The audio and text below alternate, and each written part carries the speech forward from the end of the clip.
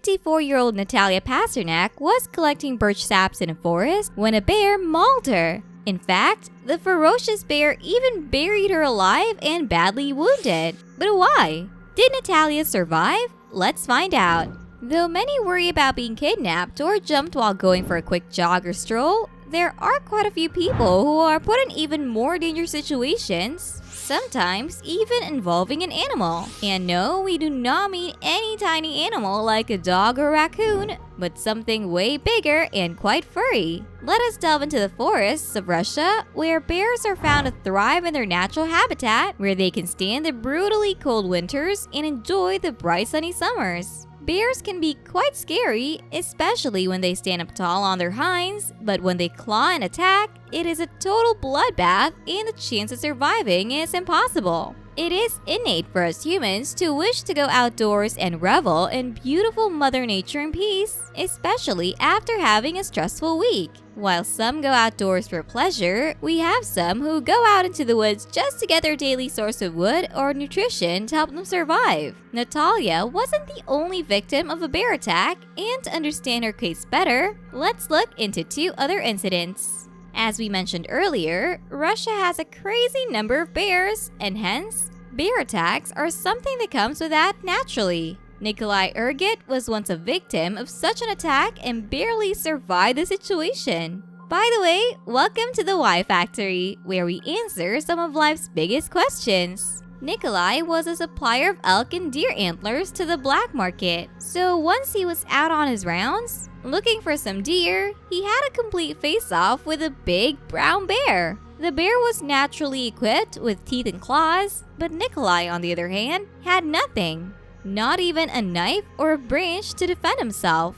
The brown bear felt intimidated the moment Nikolai started yelling and jumped on him, attacking him in the process. When the bear bit the man's face, Nikolai took this golden opportunity to attack the bear back. If you're wondering how Nikolai attacked, well, he bit off the brown bear's tongue. Talk about quick thinking. This definitely scared the brown bear as it fled quickly after incurring pain in its tongue. What made Nikolai bite the bear's tongue? Nikolai never really comments on it after going through such a traumatizing experience. But we sure would like to know what the tongue of a live bear tasted like. Back to the scenario, Nikolai was in bad shape and there wasn't any big hospital nearby to treat him. A makeshift stretcher was made by his friends accompanying him and taken to the nearest village to be treated. He was later transferred to a bigger hospital where the doctor stated that he had been injured real badly in his abdomen, arms, scalp, and face. His recovery was a pure miracle.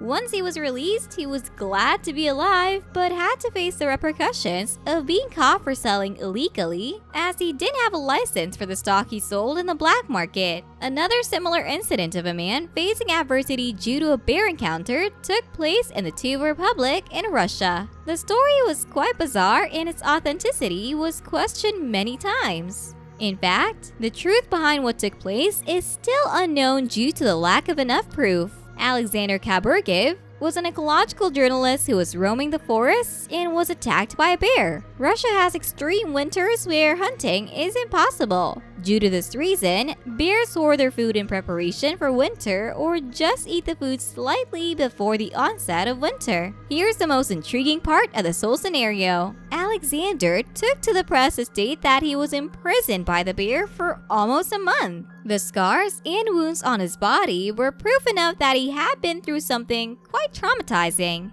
But if the trauma was due to a bear attack or something else is not clear. But is that even possible? Staying without food or water for a month is impossible, so how did he do it? When the media and many others questioned him about the same, he stated that the bear usually guts out its prey before gorging on the rest of the body. The reasoning was not at all believable, and the authenticity of the case is still left open. Now we're back to our main storyline, Natalya Pasternak, who was taking a stroll with her dog in the forest of Tinda to collect birch sap.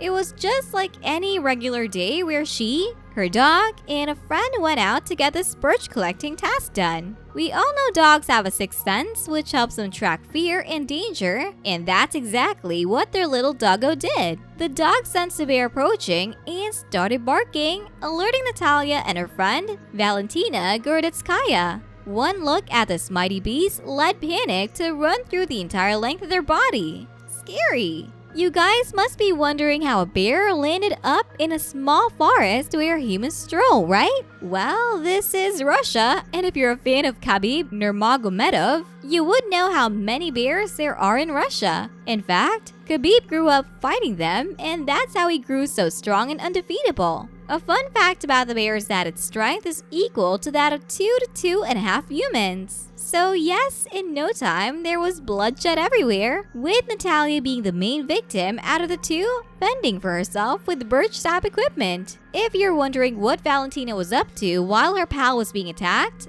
well, she tried to hit the bear to get rid of her. But come on, it's a bear.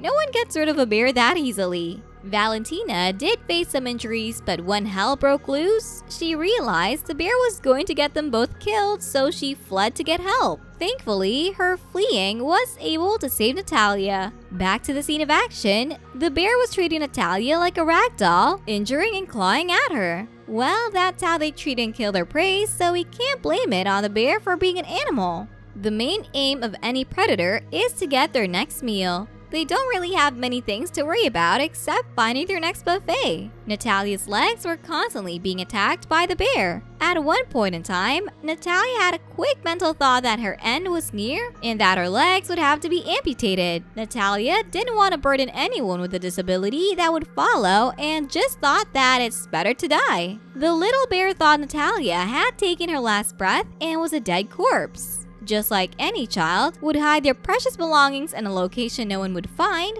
the bear took the bloody corpse and tried to hide it under the foliage so that she could gorge on it the next time she gets hungry. Due to the poor analysis of the situation, the bear buried Natalya and was off for probably another attack, hunt, or simply a stroll when there was a sudden group of people who approached the scene. The people were a bunch of rescuers, which included a wildlife protection specialist, and they couldn't find anything for a while. The bear, on seeing them, was completely appalled and scared. Due to this, the bear tried to get rid of them by attacking them. Due to this reason, the bear was shot and did not live to see the bright light of the next day. Guess the bear did learn a lesson at the end of the day. One must always check if they have done the job with perfection, cause even a small error can cost one their life. After the bear was dead, the hunt went on for a while until they found Natalya buried under some leaves, grass, and twigs, struggling to stay alive while bravely bearing up the pain that the bear had inflicted on her due to its bear handling. Not gonna lie, but Natalya was found in a pretty bad state and she had to be rushed to seek hospital services. Before she left to seek medical attention, she had one question asking to know if the bear was dead. On reaching the hospital, the doctors tried to rid Natalya of the excruciating pain that she was in. Apart from the various scratches and wounds that she had, she suffered from some severe thigh wounds and a damaged scalp. At the hospital, no one was sure if she would make it, but with luck playing in her favor, she got through it. After hearing that little tale, do you think Natalya has succumbed to agoraphobia? Or do you think once she was all better, she took out her birch sap equipment and was ready to go on another trek with her dog? Give us your raw and honest thoughts in the comments below. Hope you had a marvelous time with us today, and do not forget to drop our video a quick like while subscribing to our channel. Also, do keep your post notifications so that you don't miss the next why that we answer. Thank you for watching. Goodbye.